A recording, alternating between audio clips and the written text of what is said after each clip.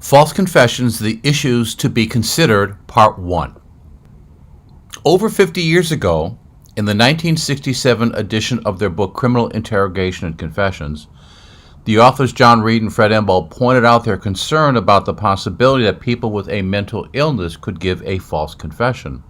And they suggested that there were two possible ways to assess the veracity of their incriminating statements. One would be to see if the subject offered details about the crime that had not been disclosed to the public, or secondly, to suggest to the subject fictitious aspects of the crime and test whether or not they would accept them as part of the actual facts relating to the occurrence. They also detailed cases in which the courts ruled that confessions were inadmissible because they were the result of physical abuse of the subject or threats of harm, threats that if the subject did not confess, he would be sent to the penitentiary for a more serious crime, threats that his family members would be arrested, or threats that the subject's children would be taken away.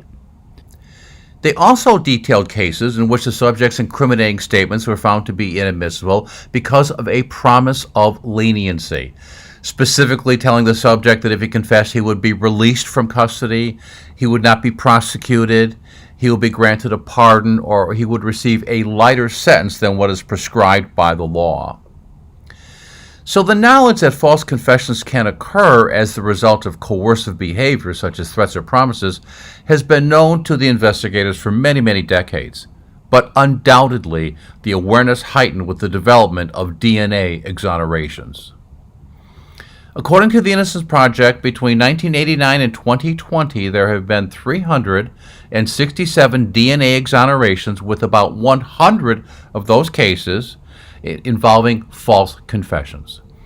And in almost half of those cases, the subjects were under 18 years old or mentally impaired at the time of their arrest. Clearly, individuals who are mentally impaired and the juvenile population should be considered more susceptible to false confessions than the population at large. While the overwhelming number of confessions are in fact true and accurate, certainly false confessions do occur. In this program, Part 1, we're going to examine the primary causes of false confessions and several contributing factors. In Part 2, we will examine what false confession experts say about the interrogation process and false confession issues, as well as outline for you the core principles and best practices that investigators should follow to minimize the possibility of obtaining a false confession. Causes of false confessions. With very few exceptions, false confessions are generally caused by investigators engaging in coercive or inappropriate behavior, as illustrated by a careful examination of the first 250 DNA exoneration cases.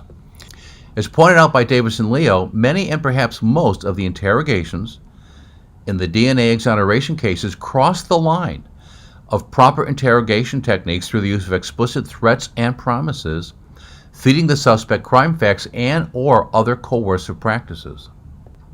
This assessment was confirmed by J.P. Blair, who reviewed over 100 false confession cases and reported that this study failed to find a single false confession case of a cognitively normal individual that did not also include the use of coercive tactics by the interrogator, such as the use of physical force, denial of food, sleep, or the bathroom, explicit threats of punishment, explicit promises of leniency, and extremely lengthy interrogations.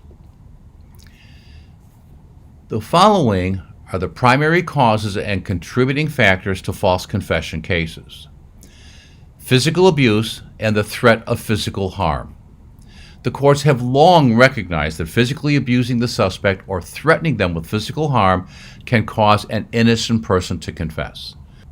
In our book, Criminal Interrogation and Confessions, and on our website as well, we document many, many cases in which the courts have found confessions to be inadmissible because the subject was physically beaten or abused, or he was threatened with physical harm if he did not confess.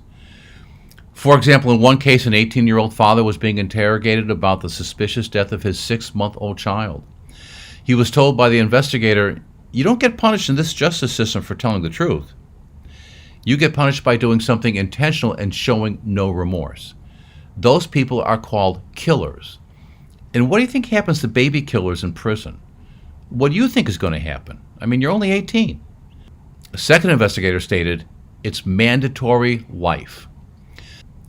The subject was also told, and your life won't be long as a baby killer in prison. Check the history papers. Stay online when you get a chance at the county jail. See what happens to baby killers in jail.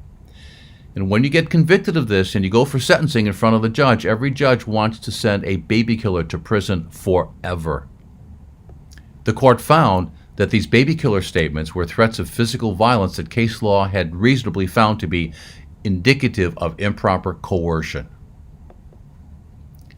Threats of inevitable consequences. A threat of an inevitable consequence would be telling a suspect that if he did not confess, his children will be taken away from him, or making the statement to him, if you don't cooperate and tell us that you did this, I'm going to make sure that you never see your wife or kids again. In one case, the investigators threatened to have federal authorities charge the suspect with a crime for having his mother's gun in his room. They implied that he would not see his infant son grow up. They also threatened him by saying that his mother would lose her Section 8 housing and end up in the street with all of his younger siblings if he did not admit to committing the armed robbery. Promises of leniency. The courts have consistently found that advising a suspect of the potential penalties he may face based on the type of crime that he committed is not coercive. It's fine.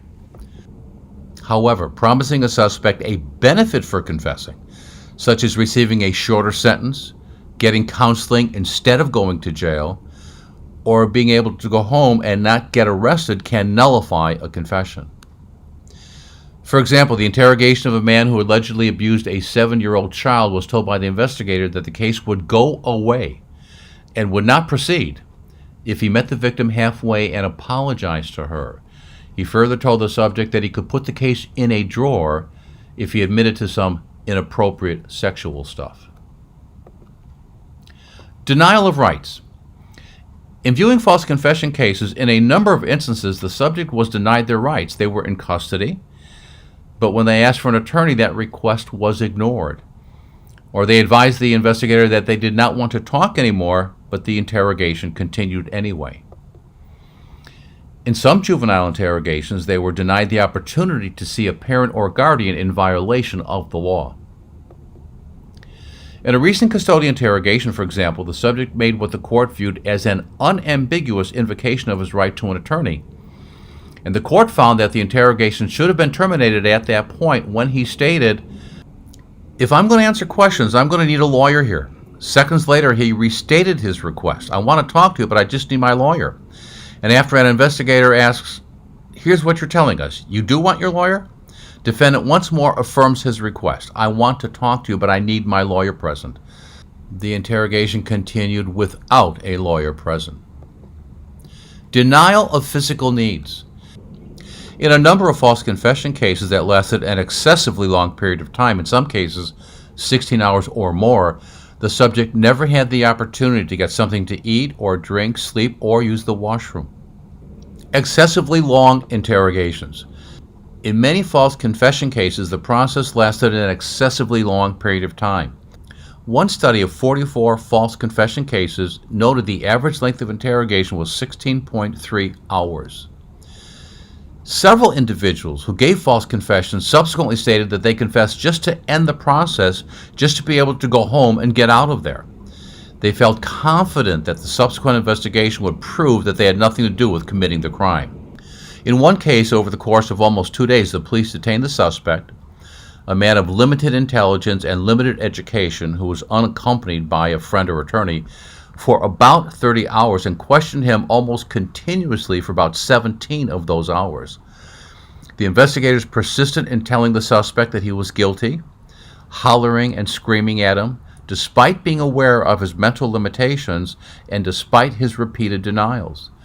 At one point, the suspect feared for his life and subsequently signed an incriminating statement.